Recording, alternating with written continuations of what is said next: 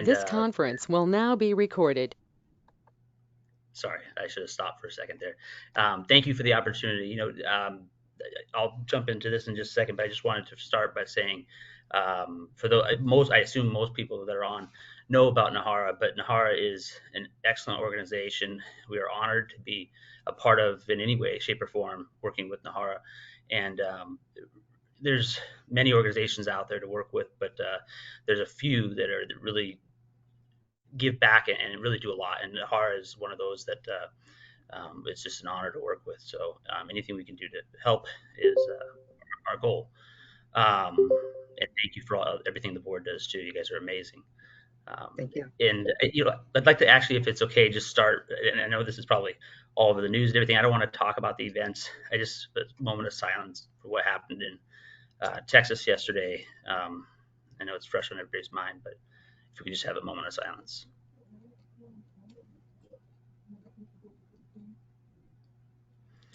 And thoughts and prayers to everybody, to their families. Hug your kids. Uh, so what I'm here to talk about, it's kind of a different or difficult transition, but talk about the CARES Act. And although it's been around for a while now, and we're outside of a lot of it, there's still some lingering effects or lingering possibilities that can happen for different tribal organizations, both government and enterprises. And so this presentation just provides some information on that. And then also I have some attachments which we'll get online and have available to everybody, and my contact information at the end. And this is also an open forum, so please, if you have any questions or you want me to stop, raise your hand. I'll be watching and then answer questions as they come across. All right. And sorry, just transitioning back to look. Okay, so there we go. Okay, so the three important points for the CARES Act. So number one, and this is all related to retirement planning and related to the impact on the retirement plan. So as most tribes know, during the time that the CARES Act came out and during the time of COVID, there was a lot of layoffs, a lot of furloughs, and especially casinos. And so dependent upon how that was handled by the tribe can have impacts on the plan. And so we're finding it's amazing. We're finding there's a lot of tribes that didn't realize, and it's not the tribe's fault. It's a communication issue from the government as well as from the provider. But dependent upon whether the layoffs were labeled as layoffs or labeled as furloughs can impact the retirement plan. And a lot of people don't realize this just because even if you did have the alternative, it won't impact for a couple of years until it's audited. But here's how it works: is you've got the furloughs and layoffs. If you labeled the layoffs, the people that were laid off as layoffs, as true layoffs, and it was more than 20% of your people that were in your retirement plan, then the retirement plan technically has a distributable event. And so the plan is basically, for all intents and purposes, frozen. And so there's some challenges with that because depending upon if you have vesting or you don't have vesting, that can impact the plan because everybody would have to be vested. Basically, the plan is, for all intents and purposes, terminated for that period of time. And so a lot of people won't realize this until audits come, or if an audit comes in the future. But the plan, if audited and they were labeled as layoffs, and it was more than 20% of the staff that was in the plan, then the government considers that a termination of the plan, and then it would have to be restated, reopened, and then people would need to be vested. So real life situation, this happened in Oregon. One of our clients was initially looking at doing a layoff, ended up labeling them as furloughs. And by doing so, they didn't have to terminate the plan. And the impact of that is that the vesting they had for the people that were in the plan was a 5-year graded vesting. It would have impacted the tribe by, it was $860,000 because they would have had to take all those people that were not fully vested and immediately vest them because of the termination of the plan. So there's still some ways to work around this if it was labeled as a layoff, if your people were labeled as layoff.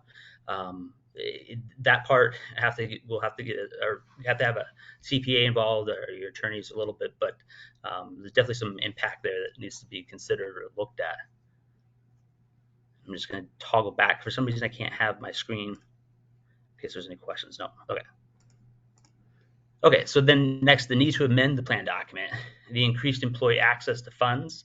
So the CARES Act, the big thing is that it was a lot of good impact from the CARES Act, right? I mean, besides some of the support, but it increased the availability of access to funds for employees.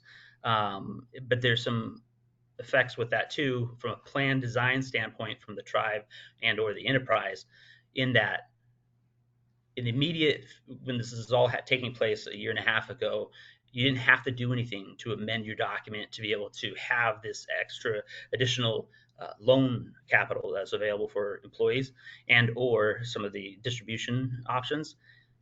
But now we do have to amend, or last 8 months and now. So it's just important that you talk to your provider and find out that if they did accept the CARES Act provisions, which 90% did, that they then have restated the document and that you've received copies of that. I was just in Montana 2 weeks ago, and we had this exact situation where they had not had receipt of the new amended documents.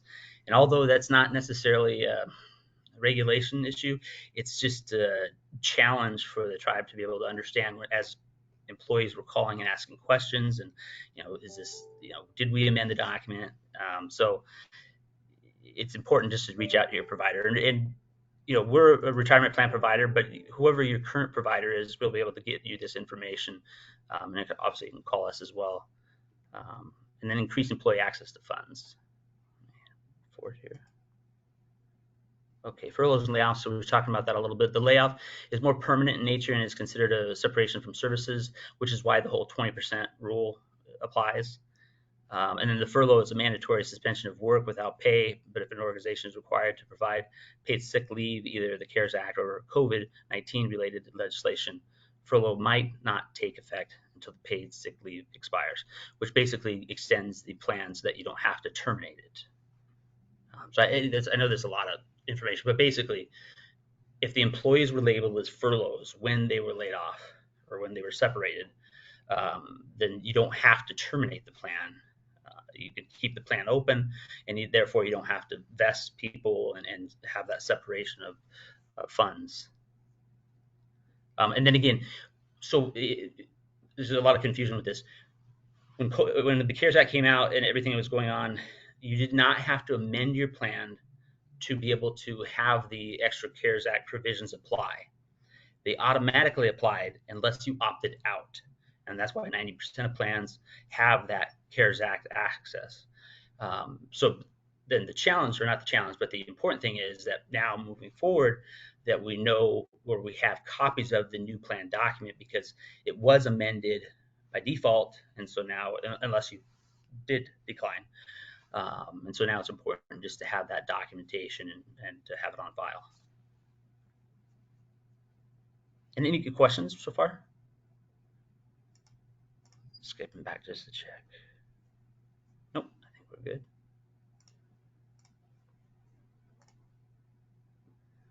Okay, so this is talking about the understanding the partial plan terminations, which is related to the layoff versus the furlough.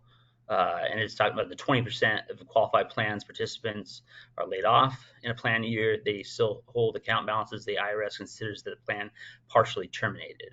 And so that's where the vesting comes in hand. And so so a lot of people probably know about vesting, but vesting basically is the employee's ownership of the money. And it's not so much the money that the employees have been putting in is always vested, always 100% ownership. They own it regardless. But most plans have a vesting schedule tied to the employer portion of the plan. And so that portion of the plan is based on, typically a 5-year, 7-year, 3-year, and usually a scale. So every year you own more of that money that's been contributed from your employer. But now, say, for example, you have a 5-year vesting schedule and you 20% each year you own more and more of the employer's money, and that the tribe actually had layoff versus a furlough. Then in that case, if it's over 20% of the employees within the plan, then the whole plan would have to be vested. And this is where, for example, when I was saying earlier with the Oregon tribe, we had, it was like, I want to say it was like 600 employees who had partially vested. They were only like an average of 30% vested in their assets from the employer. So what that means is that if they would have went the route of not furlough, but of um, layoff, then that extra 70% of the company's money, the tribe's money, would have been distributable. It would have been accessible to those employees. And actually, for the IRS purposes, it was a distributable event. So the plan would have to be terminated and restated, and different fees involved with that. So this is a good point of separation too. So in the retirement industry, your typical retirement plan structure is you have a broker, and you have a TPA, you have the fund companies, you have multiple companies involved. And there's nothing wrong with that. It's just that's one type of structure. In that structure, though, you have costs from each company, and so there's multiple parties involved. With Mutual of America, the difference with us is that we are a direct provider. We're called a bundle provider. So all the services, all the products, everything that we offer are offered direct. You're essentially going direct to the provider. You're cutting out some of the middlemen, and that's how we're able to provide a lot of the savings. In addition to the fact that we do not charge commissions or 12B1 fees, which are basically commissions for all intents and purposes, and kind of a fund expenses front and back load. But I bring this up because with your traditional structure, this is where some of the cost is involved. If you have a partial plan termination, you typically have expense not only from a distribution standpoint from all the distributions, and sometimes per distribution, which is not good. But then in addition to that, you have the restatement of the document, you have fees for restarting the document. There's a variety of expenses that are involved. With Mutual of America, because of our structure and because of our history, we don't charge for things like that. So you can restate your document, you can move things around, you can change your document, you can split up and have separate plan designs for each organization or each entity within the tribe without fee. It's just a part of the structure of what we do.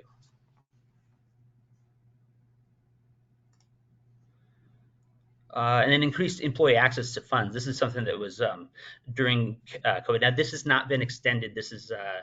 That was a common question after the first year of the CARES Act. So running into 2021 at the end, it was not extended beyond that. And so the things that were not extended are the access to funds for both on a loans basis as well as on a distribution basis, and then temporary release of the IRS penalty tax. These are all things that were available during that time. And I'm sure, our hope that your providers probably talked through a lot of this with your employees. I know that from our standpoint, during CARES Act, we did a lot of meetings with our employers, a lot of meetings with tribes, and a lot of meetings with employees answering questions because there was just so much unknown and from the employee standpoint. So we went through the specifics of this to be able to help them. I'll pause this for any questions so far. I have one. Yeah. Is there a specific length of time that team members had to be laid off? What if a company laid them off and brought them back 1 week later? Yeah, that's a great question. Double check, but I believe it was 6 months that they could be laid off, and it's interesting too because there's not a written rule where like everybody had to be brought back. It was a portion, and even if it's not the same people, I'll actually post that within the documents. But no, there's definitely, if it was within I know at least 6 months period of time, they could be brought back without interruption. Okay. But the other point of that too is that if it was not a furlough, if it was a true layoff and it was over, I think it's over 2 months, then the plan is actually a partial termination during that period of time, regardless. Mm-hmm. And this is for layoff, not for furloughs. Correct. Yeah, because furlough, it was regardless of the time frame. Yeah. But this brings up a good point too, and this is something I kind of argued with a lot of places, not our clients, but internally, is that the importance of talking about the furlough is that even if they listed it as a furlough, and they didn't bring back people and they didn't, eventually, then you have the same effects as the layoff. It's just saying it's a furlough doesn't necessarily relieve it. It's the actions beyond um, that make the difference. All right, let's see. Okay, oops, where did it go? Apologize.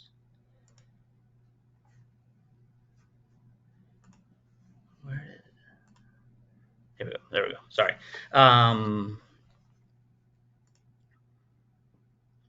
And then plan design value. So this is the other thing too, is that in the world of tribal governments as well as the enterprises, a tribal government has the sovereign ability to adopt a non-ERISA plan, and should, in my opinion, because there's a lot more flexibility, control, and lack of the need to have to report a lot of things on a non-ERISA plan. So the non-ERISA plan basically is just you're avoiding some of the regulations and plan design that is needed for your typical employer. But now the non-ERISA plan on the government side has to have true government activities. It can't have any of the for-profit entities, any of those activities, or even shared employees, which happens from time to time. And so this is somewhat of the confusion with the CARES Act, is that non-ERISA plans that maybe laid off people versus furloughed, it's probably going to be a couple of years before things finally come to light, or maybe potentially caught or not caught, because the non-ERISA plan doesn't have the filing status that an ERISA plan does. And so there's I've seen a couple plans recently where they really did have layoffs and they didn't do a partial plan termination. And the point they were making is that, well, it's fine. Nothing's wrong. There's no fees, nothing. We haven't heard anything. And that's because it's a non-ERISA plan. It's not filed. But if the IRS ever did look into or did check into the plan, then it could come back. And so that's why I think it's just important that, in my opinion, that you have a honest conversation with your provider, whoever it is, about what happened then and then what needs to happen now to make sure that in the future nothing happens. Nothing ill happens, I guess. And then defined benefit versus defined contribution plans. Most every plan now is a defined contribution plan. And this isn't necessarily related to the CARES Act, but this is an important factor, I think, that a lot of clients that we're working with are starting to take more advantage of. So your defined benefit plan is a pension plan. It's your typical pension plan, and it can be very expensive dependent upon the factor in what the compensation is.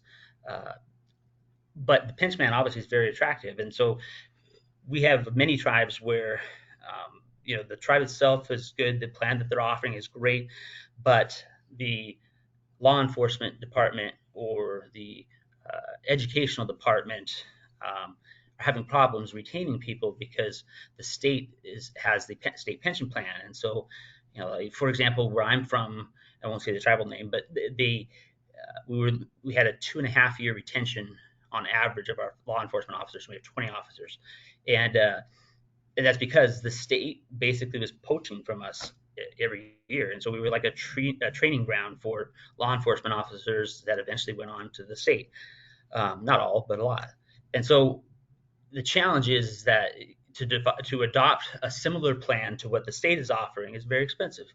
But there are provisions, there are plan designs that you can adopt within your typical 401k structure, which is a defined contribution plan, that gives you these same or similar options that can help you to retain these law enforcement officers. So that's exactly what we did.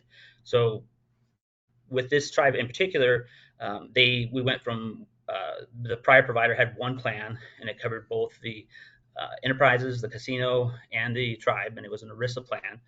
And so we split that up, and we made a governmental plan, which is a non-ERISA plan. We made a fisheries plan for the fishermen, and then we made a law enforcement plan, and there's also a couple other smaller.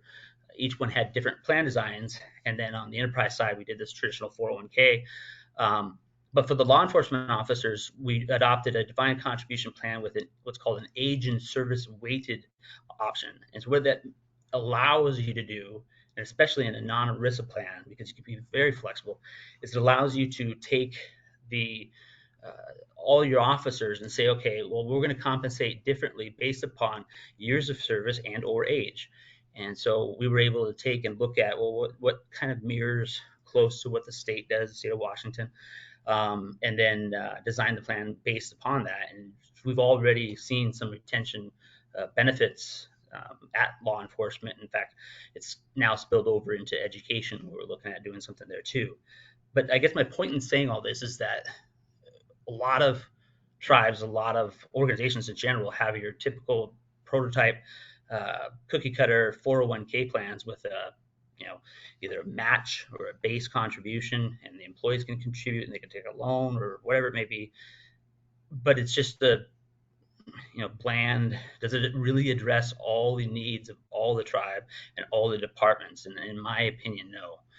So that's one of the benefits of working with Mutual of America, is that our only goal and our only focus is retirement planning. So we meet with the tribe and we dig deep and then design the plan specific to each departmental need to make sure that you're getting the most out of it. And oftentimes that doesn't mean the tribe's paying more.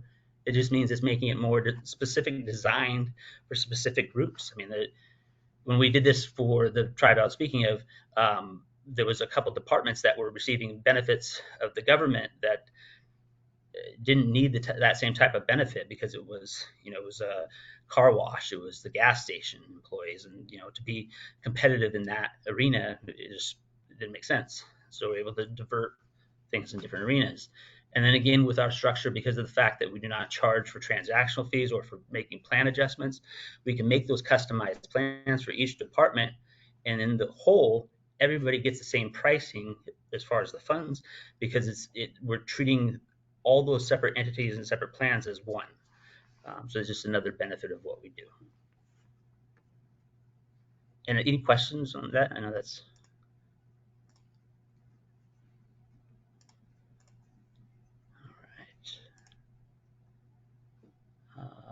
We talked about the ERISA versus non-ERISA, risk rewards, custom designs, safe harbor, age and service weighted, and then state pension plans.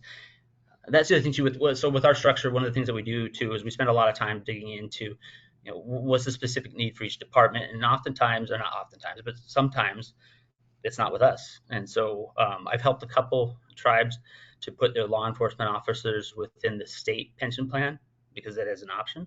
It's more expensive, but it's definitely an option out there. We don't write it, we don't contract with it, make anything from it, but whatever's best for the tribe and best for that department is what's best for the relationship and for us too, honestly.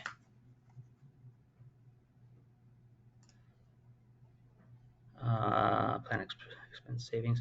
And so I guess I think this is close to the end here, and then I'll open up for questions. But so our structure, there's always fees involved with every company, right? I mean, we have to get paid. Every company has to get paid.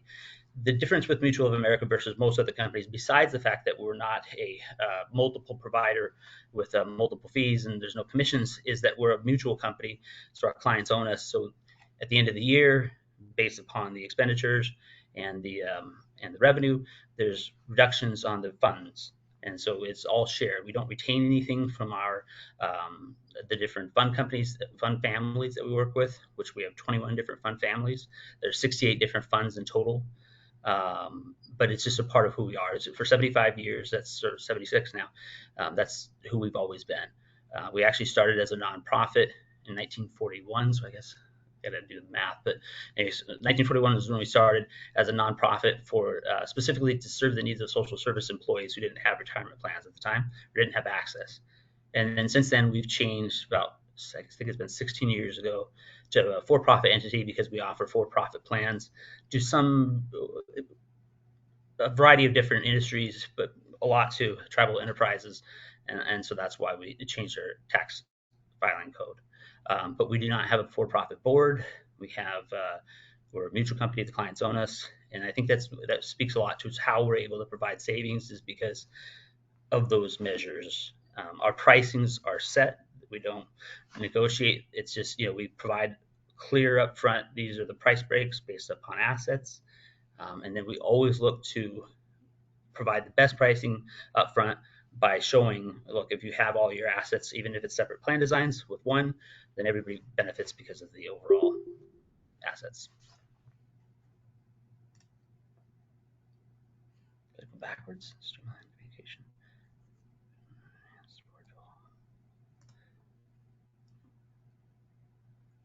And then, so here's my contact information. I'll leave this up for a while.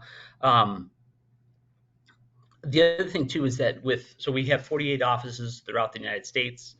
Um, all of our employees are salaried. Everybody, it's always been like that. And then the service that we provide, not only for the employer, but also for the employees, is on site. And then obviously, because of COVID, a lot of people prefer at this point Zoom, but we still provide both sides. There's never fees. We design education based upon the need of the tribe, and it can be as often or as frequent as wanted, and there's never a fee for that. It's just part of what we do. Let's see, we have 108 tribal organizations throughout the United States that are current clients.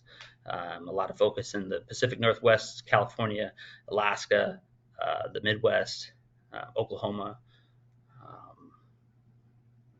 and a little bit in the East Coast too, New York. Any questions?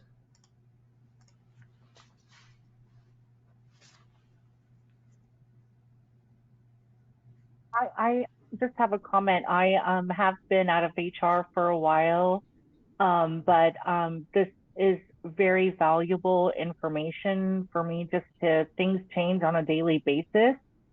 So want to thank you so much for providing this. You have given us additional resources. If I'm an organization, where do I go if we're starting out and we have questions in regards to 401k plans, regardless if it's tribal government, casino? How do we do that? So in my opinion, the best thing to do is to do an RFP, is to get quotes from, and I'm not trying to shoot myself in the foot. Yeah, I'd love to say, yeah, hey, just call me, right? But that's not the truth. The truth is you should check with multiple companies. We'd be honored to provide one of those companies as a proposal, but and it's good to every couple of years to check that too, and to have your RFP specific to your tribe's needs. There's a lot of generic RFPs out there that are, they serve the needs of maybe corporations, but not so much.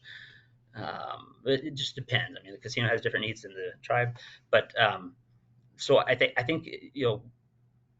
and I help with that too. A lot of our tribal clients, I provide them with sample questions, but I encourage them, twist it, make it your own. Don't and then pull from others, and because I think it's important to get all that from everybody else. But yeah, your retirement plan provider, your current retirement plan provider, I would definitely engage them and ask their support too. When commissions are involved, there's always that natural tendency to push one way or the other, or to, the needs to be maybe a little bit different. But it's important to get multiple quotes, in my opinion, and to really vet the providers and make sure that it fits the needs of your tribe. Tyler, just to add on to that question, how often should a company go out for bid for either their brokers or advisors? What do you recommend? Yeah, I think once every 3 years, and there's some that would do once every 4. I think once every 2 years is too much, because unless you're doing, a lot of companies will do it for the purpose of fiduciary needs and be able to prove that we checked. But I think to really do it and get value out of it, if you do it once every 3 years, that's a good enough distance in between that if you do find something good, that it can take action on it. If you do it once every 2 years, it's too quick to, that change, irregardless of the provider, is a process. And when we do take over retirement plans, we handle the whole change process for the employer, but it's still a process. I mean, I'd be lying to you if I told you that you don't do anything, right? So I think it's important to at least once every 3 years, and then also, so a lot of organizations are structured to where, like, their RFP process will go through the provider, and obviously We'd love to be that, but that's not right in my opinion. Because if you go through your provider to do the RFP, they're looking they're supposed to be looking for your need, and they probably are to some degree, but there's always that temptation to, well, we'll vet it a certain way. I would have your committee, have a committee that receives the RFP directly, that vets it, looks at it, and compares it. Um, and I think that's really important. And one other, well, it's not even a question, it's kind of just a statement, and you mentioned it, is how well does the provider that's reaching out to you know your property to be able to design those plans? And there's oftentimes that we get individuals that come in and say, yeah, I have the perfect plan, but they don't know anything about tribes. They don't know anything. And just by asking them a simple question, well, tell me what you know about us, that can help you, go through the vetting process of a vendor or a broker. So Is a great point. And so unfortunately, and I've looked at the stats, there's 15% of the tribes in the United States have non-ERISA plans with like casinos and enterprises in them that would be, if the IRS found out, be a huge violation. But it happens all the time. And it's because a lot of retirement plan providers, it's one of the things they do. They maybe focus on individual investments, or they focus on insurance, or whatever it may be. And there's nothing necessary. I don't think there's, hard for me to say there's nothing wrong with that, but how do they really know your need unless they've done it before, they've worked within it, they understand tribes, and especially on a non-ERISA plan. Out of 100 non-ERISA plans that I've seen in the United States, and I've seen more, but I'd say maybe 10 are actually taking advantage of it. The rest is just a status. It's just we're not filing something. But a non-ERISA plan, what that means is that, and it's part of the sovereignty of the tribe, you have the ability, just like the U.S. government, to design the plan specific to your groups and to your council or whoever, and you should be taking advantage of that because that's your right. But I mean, most non-ERISA plans it's the same for every employee in that plan. There's no customization.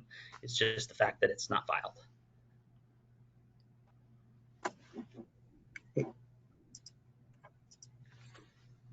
And are you? Sorry. No, go ahead. No, go ahead. I'm sorry.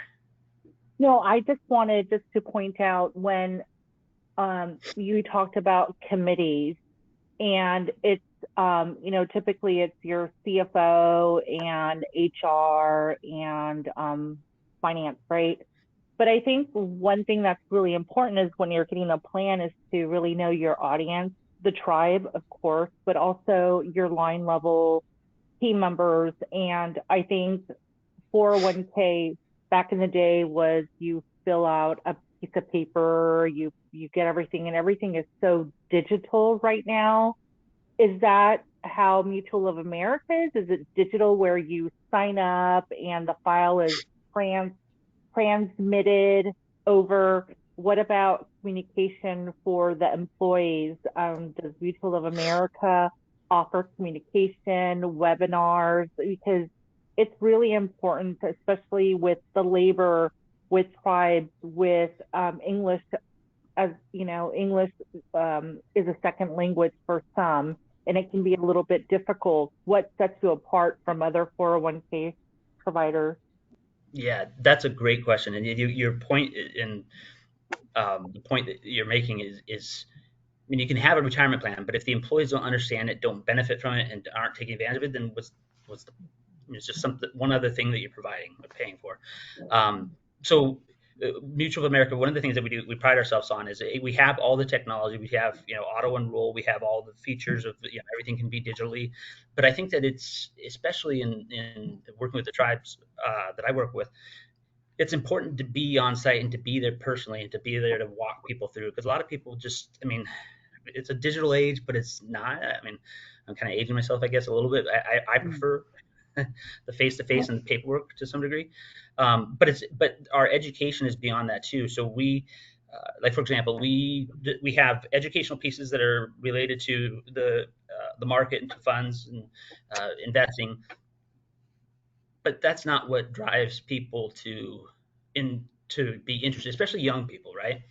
What drives them is some of the more basic stuff, like just savings and just understanding taxes and what the implications of what if you put $25 a month into this, what does that mean for your taxes? And there's a tax service credit at the end of the year if you're under a certain income threshold. You get a money back from the government if you put money into retirement or an IRA. So things like that. We try to make our education based on the needs of each group, and we've had some clients who have said, we have a large population of women in this certain department, and so we want to make the education about something specific to that women would be interested in. So we've made it based on their needs or what they've asked for, but it doesn't have to be like that.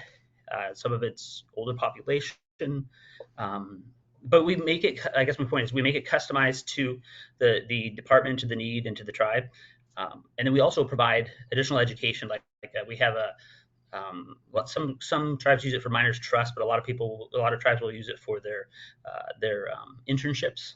And so as they have people come in an internship, we have this self-paced educational platform, and it's not even about retirement. It's about like credit, banking. There's 12 different courses. So anyway, it's something that we provide for free, and you don't have to be a client too. So if it's something of interest, I can help you with it. But it gives the tribe the control of assigning this to their people, to their youth, and then they can monitor the progress, and they get reports back. And it doesn't say, it can say Mutual of America, but it doesn't have to. It just say the tribe. I guess my point is that we absolutely try to separate ourselves from the most, and even in taking over a new plan, because from the casino to the tribe is different. With most of our casinos, we're there, especially in the beginning, for multiple weeks, 24 hours a day. We'll have rotating shifts because there's staff at all different times. So it just goes back to what your point was: is understanding the needs and asking the questions of what the needs are for each department. That's a good point, Tyler. We have found that with all the different generations, the newer generations coming in don't have, I'm not saying they don't, but they're not as cautious for the savings and participating in a retirement plan. That's years off for them. And then most of our participation is 30 and over. But it's it's kind of human nature. It's kind of the human nature of I'm 20, so I've got 10 more years, or whatever it may be. And sorry, I know there's another question. Michelle, or not Michelle, I'm sorry, Dorothy. Yeah, and that was a comment I was going to make in regards to the younger generation. We noticed that there's just no interest, and I guess that was my question: is how do we get them interested in, and I guess stress the importance of. And I would like to get that information that you talked about, the information for the internships. Yeah. And if you could send it to me, that would be great. There's no strings to tie it either. It's just whatever you want to use it for. Okay.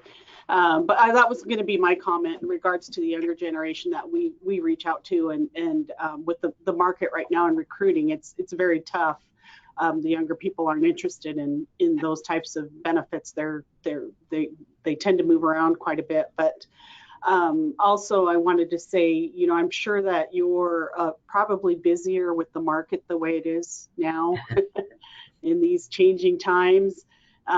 So I don't know. I hope, and you'll be at our conference in San Antonio, correct? Yeah, absolutely.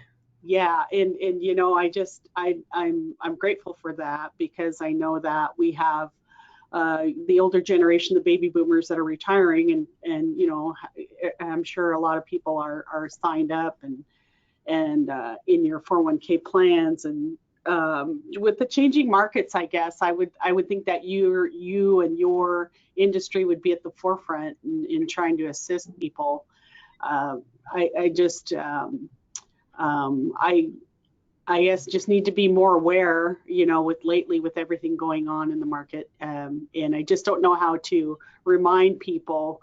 I know that our benefits person wears a lot of hats, so I just don't know how to get the message out there to bring that to more attention of 401k, for our, we have a travel employment specialist, and she works specifically with our tribal member employees. And I know that there's a piece in there that does that, where they remind our tribal members, you know, we had some people that had worked here for years and had never been signed up. So it was good that we did that and got them aware. But I just wanted to make that comment that I'm sure you're very busy. No. That's just part of the industry, right? I mean, and honestly, so we try. We don't. In my opinion, we're doing an okay job, but we need to be more. It can't be just the common, with most, and sometimes we fall into this too, is that when you first help a tribe, it's the first 6-8 months, a year, and then it kind of falls off a little bit, not completely, but it's it's less, right? And so that the need never goes away, and it always changes, like you said, with the market, especially with the market, and it's just as important in these types of markets, and more important now, to help explain. And so we do a lot of webinars on just understanding the market, not necessarily anything about funds, but just like about staying invested, about that yes, the market is down now, but you're buying at a discount because of the fact that the stocks are down, or looking at what funds you're in, and then making sure that you're in something that's diverse, have all your eggs in one basket. But I think also one of the things we try to do is when we do these educational classes, and it depends on the tribe if they allow or not, but we'll do like a prize, like a door prize, or it's just something little, just to get people interested or thinking. And honestly, a lot of times it just takes time. It's just I can sit here and say we're not commission based, we're different, but until you see it again and again consistently, then it's realized, and then people start coming more and more. But there's plan designs too, like there's auto enroll features that you can do now that help with employees. And that used to be a negative thing, but there are things with auto enroll that you can do now that help, because there's opt out provisions, and there's also even 90 days after, if they've been accidentally opted in, they can opt out. So yeah, thank you for your comment. I'll make sure to get you that information too, Dorothy. I think the biggest takeaway for me was the plan design, especially if you're a tribal government. There's many HR teams that are over the tribal government and also over the gaming operation, as well as other operations, to be able to do specific plans, a non-ERISA for the government, and then an ERISA plan for all the other entities. So that was good advice. Yeah, thank you. Yeah, one of the things that, I'm sorry, I know we're right up against it, is so one of the things that we do, we also provide retirement plans for non-employee tribal members. So, and it's not necessarily something that they, there's not income coming in from the employer, but it's just it's basically an IRA. It's a way for them to save with the same type of investment options, and they can put in as little as they want, $5 at the little, and they don't have to be consistent. The monthly can be one time, but we just, the point that we try to make with it is just doing something, maybe it's just once one per capita, or maybe it's once every 6 months, but just getting in the habit of doing something. And it's the consistency that matters, and that will help them to reach those goals. Sorry. Thank you. Thank you. Don't be sorry. It's all great information. No, but I've so honestly, I've this whole, and I don't want to talk about it, but the whole thing with Texas has just messed me up, and so sorry, but I really appreciate everybody's time, and I grew up in Lummi Nation, but I'm not a tribal member. I'm Caucasian, tell my complexion. My wife is Chugach, and we're very involved in the Pacific Northwest with our tribes, and across the nation. But it's just an honor to be here, and I really appreciate everybody's time. Tyler, we have a question from Laurel. Yep. She said, many of our clients will switch to a new provider, and while the provider platform is very user-friendly, there is no push ability to exchange information specific to each employee. How is this company managed? How does your company manage this? Information, meaning from the provider to the employees? Yeah, she adds on, thank you, Laurel. And by push, I mean electronically push plan changes or elections by employee. Yeah. So with our platform, or how our system works, is that it's actually pretty intuitive. It's pretty neat. I probably should show them. Basically, the enrollment process is engaging. It's online, and that's a portion of it. And then beyond that, the employee has access on phone as well as a computer to make changes anytime. But in addition to that, the thing that I think makes a big difference is that having a dedicated person for each tribe that works specifically with the tribe and is the same person year in year out to help those employees to make changes to stay ahead of things. But in addition to sending out information electronically, we try to provide a variety of stuff at the tribe, and then most of our tribal clients and casinos were there once every quarter at the least for like an education or just being there to be open for questions for people to pop into the room. And I think those things help a lot.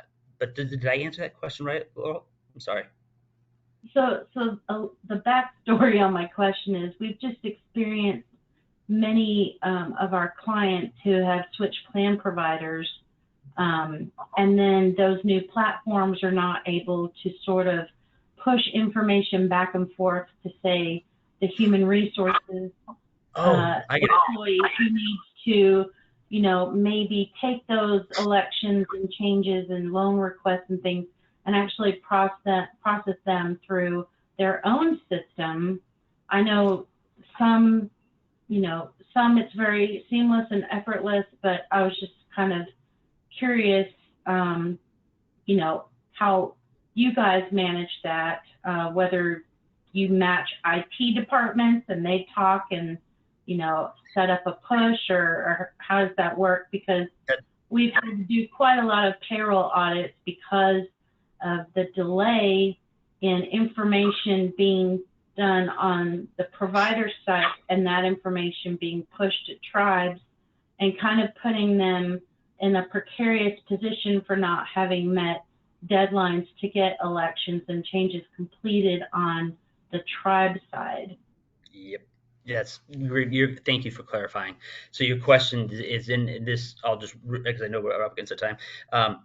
So part of it is we provide payroll integration, which directly integrates with so we meet with the payroll departments, and many times it's multiple, right? Even if it's one to plan, they have multiple departments, there are multiple different payrolls. And then we have an IT person that meets and designs the payroll design so that it talks. There's one or two out there that don't, but it's paychecks, basically. It's the ones that have their own plans. So those things help. The other part of it and I don't know if this is specific to your situation or not, is that oftentimes it's because of that multiple provider situation where your third-party administrator and your actual provider are two different companies, and so the communication of information is often delayed. Because of us being a bundled provider, everything's direct. So anything that's communicated to our system is immediately communicated back, and everybody has immediate access to it. There's no delays. I've seen a lot where there's like the delay from the money getting cut from the provider or from the employer to when it hits the market is multiple days. That's not the case in any way, shape, or form because of our structure and how the system works, and you have complete access to everything. It's in fact, so our most integrated payroll development, the employer, the only thing they do is they let us know if terminations or hires, and that's technically even provided within the payroll software. And then they remit funds, and everything else we handle. It's all electronically communicated back and forth. But it's free too. We don't charge for that. Thank you. Thanks, Laurel. Wonderful. Is there any other comments or any questions? We're getting close to our time. Tyler and I want to be, I know that you're in res, and wanted to thank you so much for taking time out of your hectic day, busy day, to spend with us and educate us. President Wright, do you have any closing words? Well, thank you, Tyler, for your information. I think this is always good for HR departments to hear what other tribes are doing. Again, I just want to remind everybody about our conference, September in San Antonio. Tyler will be there. as well as all the board members. And it's going to be a great conference. So even bigger than Hawaii. So hope to see you there. A lot of excitement towards it. And thank you, everybody. Thank you for your time. I'm honored to be here, and I really appreciate it. Thank you. Have a great day, everyone. Thank you so much. You Bye. too. Stay safe. Thank you. Bye.